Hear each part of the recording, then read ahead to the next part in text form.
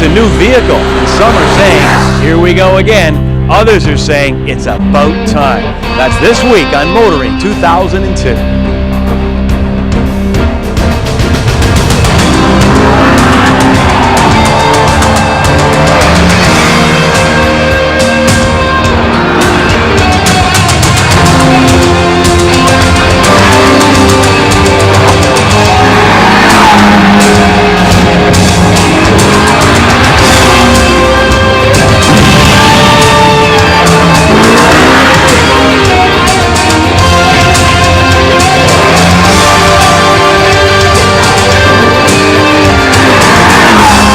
TSN's Motoring 2002 is brought to you by Quaker State Motor Oils, formulated for the vehicles you drive and the way you drive them.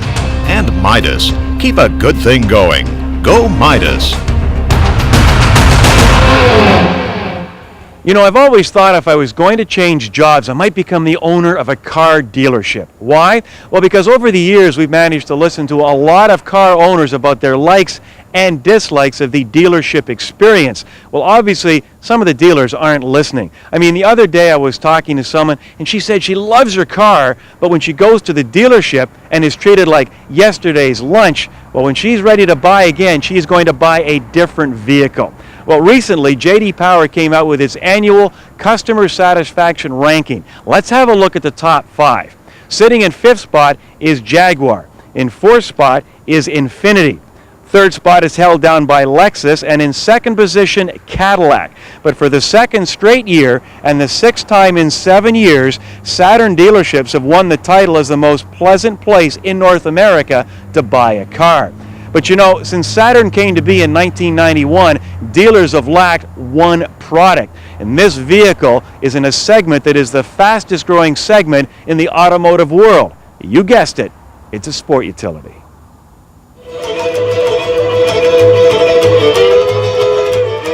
In 1991, Saturn began an unprecedented relationship with its customers. I mean, what car company could attract thousands of owners from across North America to take part in what can only be described as a Saturn love-in at its plant in Spring Hill, Tennessee? One of the pillars of the Saturn brand has been our customer experience. It's about great quality product, innovative product. We've brought that to the marketplace in our S-Series, in our Coupe, in our L-Series, and now the good fortune to expand with the Sport Utility. We top it off, and we really believe a competitive advantage is our retail experience. People want to buy a car and they want to feel good about it. They also want to know that they're taken care of after the sale. Well, it's about time that Saturn came out with a sport utility vehicle. Their small sedan, coupe, and wagon have been getting a little long in the tooth. The L Series, their mid-size vehicle, hasn't done as well as they would have hoped, and the sport utility market is something that they haven't addressed, yet it is the only growing segment in the automotive business. We see the segment growing to 2005, a little over 90,000 units in Canada. That's about a 45% increase in sales. There's a lot of new entries that are coming into it. Certainly recently with the redesign of the RAV4, the CR-V, the Kia Sportage, the Jeep Liberty, certainly the Escape and the Tribute have all played integral roles within that segment. We see Saturn Vue fitting in very nicely within that segment.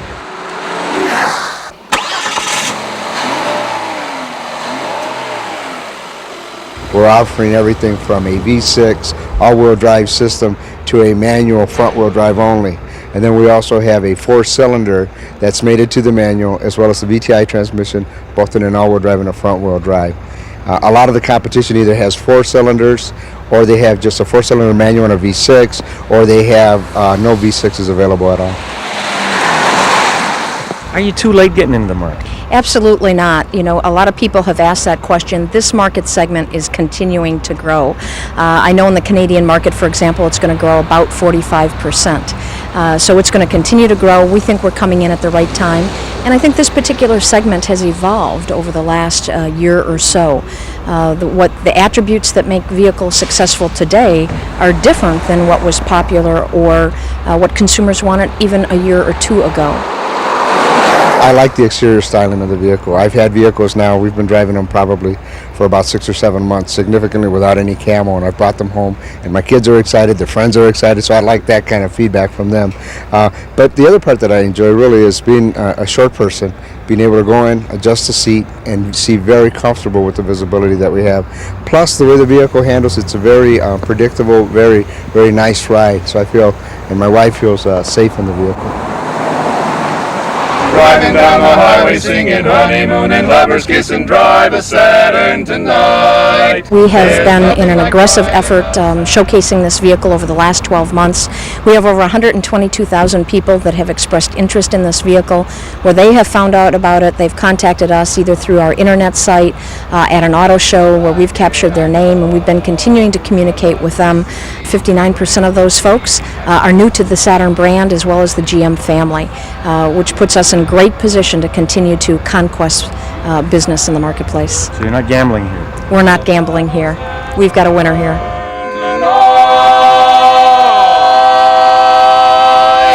Beep, beep. The kinder, gentler Jim Kenzie is making a comeback. More later on Kenzie's Corner. Now every door deserves a handle. If you consider this deck lid, it won't work.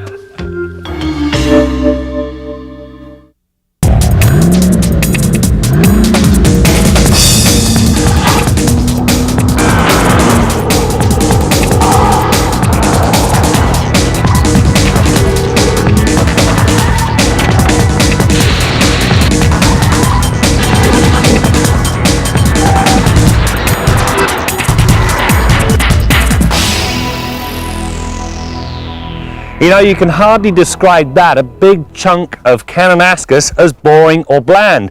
But those are the very words that have been used to describe the Camry over the years, and by yours truly included. This week on Test Drive, we take a look at the 5th generation Camry, a car Toyota hope will keep them as the #1 selling car in North America. They also want to add some desirability. In other words, they want you to think sensible as well as sensual. A large part of the new Camry's rework has to do with better sound insulation. Rather than just blocking the noise, the new car features sound-deadening materials and extra bracing to quell the din. The stiffer structure also brings a better base for the suspension. As before, the Camry rides on McPherson struts at all 4 corners, and again as before, at least with the LE model, the damping and spring rates are aimed more at comfort than out-and-out handling. In the pylon test, the body rolls until it takes a set, at which point the response to steering input picks up, letting the driver know what's happening at the front tyres. On wet tarmac, understeer does surface, but not to the point I expected. In short, the dynamics are much better than before, likewise the ride, as it's cushy and comfortable even on rutted roads. You know, the biggest problem with the previous Camry was that the 2.2 litre 4-cylinder, well, it was pretty much a dog. They've addressed that in this new LE by upping the displacement to 2.4 litres, which brings an extra 21 horsepower and 10% more torque. The result, where the old engine wheezed its way up to 100 kilometers an hour in about 11.5 seconds, this one gets you there in under 10. Now, while that's not fast, it does eliminate the need to go to the V6, which is good news for those of you that value fuel economy. While the base Camry comes with a 5-speed manual box, the 4-speed automatic is going to be the unit of choice. The ratios are specifically spaced to suit the 2 different engines, and then there's grade logic. In hilly terrain, this program prevents needless upshifts and downshifts. You know, while Toyota did really succeed in giving this new Camry a considerably larger trunk, well, they tripped over their shoelaces in a couple of areas. First of all, reaching anything that rolls up against the back seat is going to give you severe backache. They've also made the opening in the back here, both between the glass and the bumper and left to right, much smaller, which is going to limit the type of cargo you can carry. And the last thing, well, it really does irk me. Without this remote control, or access to the key or the lever that sits by the driver's seat, you can't get in here. Now, common sense dictates that every door deserves a handle. Now, if you consider this deck lid to be nothing more than the door to the trunk, where's the handle? Stopping power comes from a front disc rear drum design in the base car, with anti-lock being an option. When added, the stops are straight and fast, requiring just 113 feet from 80k. Moving up from the brace car brings rear discs and the availability of brake assist, traction control, and finally, vehicle dynamic stability control. As well as sprucing up the exterior, they've also cleaned up the interior appreciably. First of all, everything's now arranged horizontally in a sort of flying buttress. This picks all the major controls up and places them in your usual line of sight. They've also got plenty of headroom and abundant legroom, both here and particularly in the rear seat. The other thing that's really good is the airbag on the driver's side. As well as having the normal 2 stages, one for full wallop, one for half wallop, this one monitors the driver's seat. Move it forward beyond a certain point and it slows the deployment rate even further. The hope is that it won't decapitate somebody that's vertically challenged sitting this close to the wheel. Over and above the smart bags, the Camry gets all the usual stuff, including pre-tensioners, force limiters and whiplash injury lessening seats up front, as well as optional side seat mounted airbags and side curtains. The latter are designed to prevent the occupant's head from crashing through the side glass, as well as keeping debris out of the car. The 5th generation is more evolutionary than revolutionary, but that's not to say the changes are insignificant. Indeed, you get more go, more show, and all for less dough, and you gotta love that. The old car wasn't broken, the new car is better. That means the Camry remains the benchmark for refinement in the family sedan category.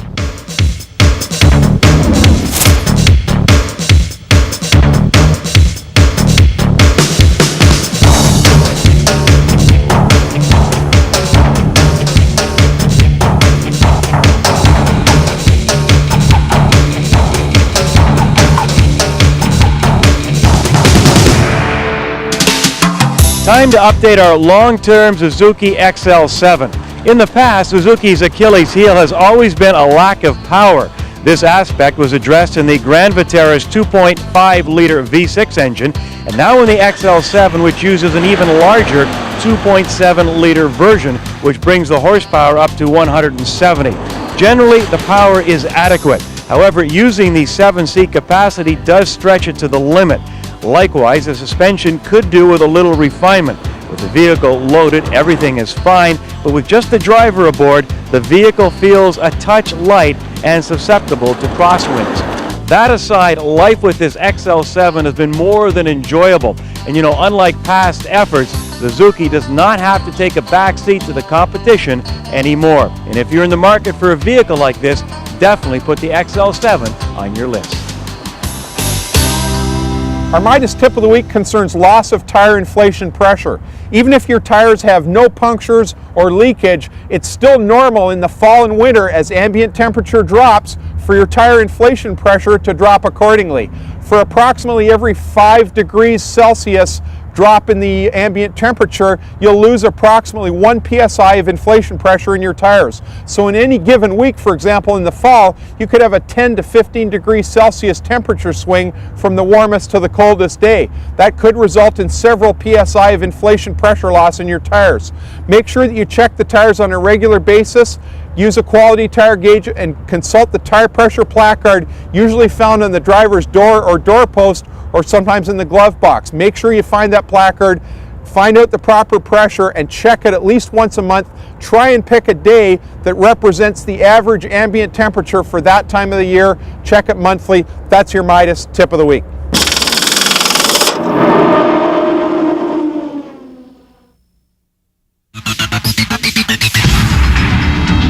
The Toyota Matrix.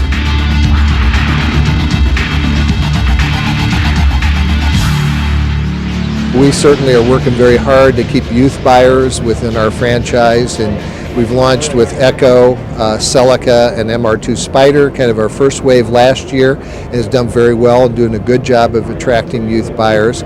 And we think the Matrix, again, will provide what the youth is looking for. Certainly it's got very dramatic styling, has the utility that today's youth are looking for, and they'll be on a Corolla platform, similar to a Corolla platform, so the price should be right, so it should be affordable. Our Matrix is being built in our plant in Cambridge, Ontario, which so we know we've got guaranteed outstanding quality with that product.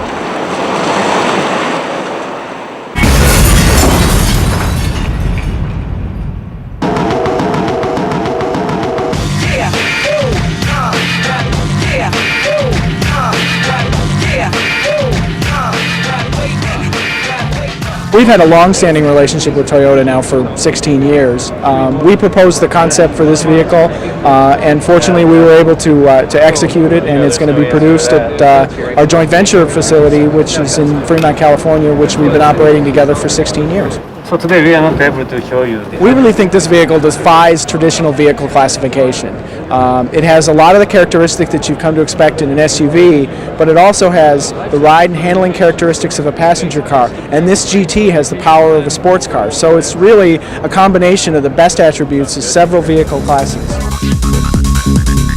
General Motors has a number of alliance partners throughout the world now, and I think we're going to continue to develop products with them as we go forward. Now, you normally wouldn't do this to your own vehicle unless it was a Saturn. Since day one, all Saturns have been about 80% made up of polymer plastics. Now, they won't help you in a major collision, but they certainly will eliminate those nasty, irritating, and sometimes expensive fender benders, dents, and scratches. Well, the new Saturn Vue is also made up of the plastics, with the exception of the hood and the roof. And oh yes, let's not forget, plastics don't rust. All right, let's head to the Quaker State Garage and join Bill Gardner. Well, Brad, I can understand the appeal of a vehicle that doesn't rust. Certainly in a Canadian winter, that's probably a major factor. And in terms of the dent and ding resistance, well, I guess that wouldn't apply to me because I'm the guy that always parks at the far end of the parking lot and walks 10 minutes to get to the plaza because I don't want any scratches on my car. In any case, we've got some email to answer this week from one of our viewers, Jeff G. from Brampton, Ontario. He's got a 98 Mazda 626. He's got a couple of questions. He says, first of all, is it normal to top off the rad fluid between 4 to 6 months? He cannot notice any fluid leaking on his parking spot. Now, it's not normal for a vehicle, particularly a Japanese vehicle, to leak fluid of any sort. So I'd be maybe not alarmed, but mildly concerned about this.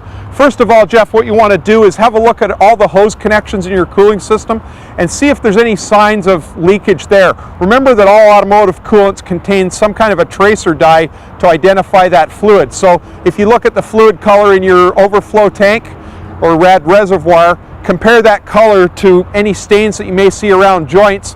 That could, in many cases, flag or identify minor leakage. If you see minor leakage, obviously take care of the leakage at those spots. Now, if this amount of fluid that you've had to top up was very small in nature, I don't think it's great cause for alarm. One other area, though, that you should keep an eye on, any car that loses radiator fluid, a good place to look is underneath the oil fill cap, and this applies to any car. If you see condensation or moisture underneath that oil fill cap and it starts to make a sludgy mess that has a bit of coloration similar to the coolant dye, that is cause for alarm.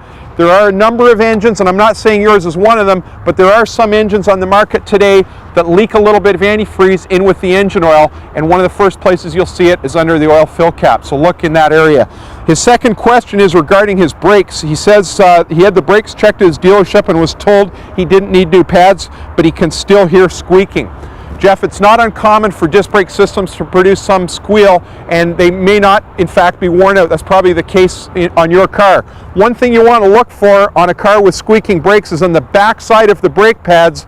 See if you see a rusty spot like this. This contact patch between the back side of the pad and the caliper, when it gets rust, will produce a squeak. If you take a piece of emery paper, clean the rust off, apply a little bit of Moly Lube, which is available at auto parts stores, just a thin film in this area, and put it back together. In many cases, that'll get rid of the squeak. Also, many manufacturers, and Mazda is one of them, have what they call a shim kit or insulator kit available for their front brake pads, and in many cases this kit is available as a separate entity. It may come with the pads, but you can also buy it as an independent kit. And replacing this insulator or shim kit, which isolates the backside of the pad from the caliper, will in most cases get rid of the squeal. Till next week, I'm Bill Gardner for Motoring 2002.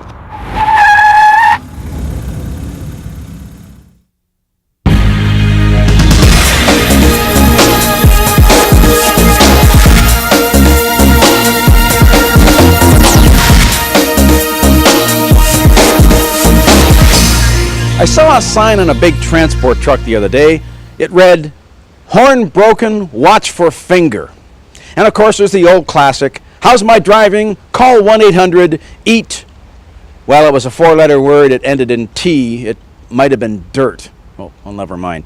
But anyway, it's bad enough these guys are driving 80,000-pound rigs, but they got to advertise the fact that they're bullies before they even start tailgating you? What kind of attitude is this? Now, of course, I'm not just talking about truck drivers. I'm talking about everybody, and it's not many of them either. I mean, it's passenger car drivers as well. Why can't we just be nicer to each other? Why do we have to act like jerks all the time? I mean, if you're driving along the freeway and some guy looks like he wants to pull in the lane in front of you, pull over and let him in. What's the big deal? It's going to take 1/10 of a second longer to get home. And if you're in the city traffic and it looks like a guy's nosing out of a driveway or a parking lot, let him in. Give him the jaunty little wave. Why not? What's the big deal? And if someone lets you in, that's something nice to you, give him that little wave back. Give him the thumbs up. Oh, be careful with the OK sign. It doesn't mean OK in every culture, all right? All I'm trying to say is be nice.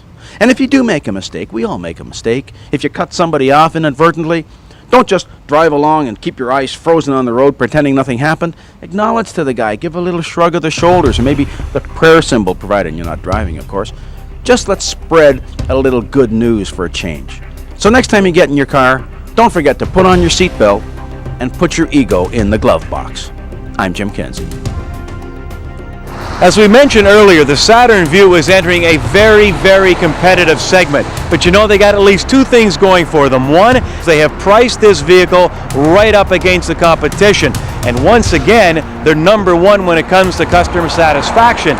The question is, how big of a chunk of the market will they take? Well, only time will tell. But I'll guarantee you one thing, they're about to shake this segment up. That's it for now. We'll see you next time out as we continue to bring you more stories about cars and the people who drive them. This car is light years ahead of virtually any product offered in that segment by the domestic manufacturer. So I don't expect Nissan to pick up share from Honda or Toyota. I do expect them to pick up share from the domestics. TSN's Motoring 2002 has been brought to you by Quaker State Motor Oils, formulated for the vehicles you drive and the way you drive them. And Midas. Keep a good thing going. Go Midas.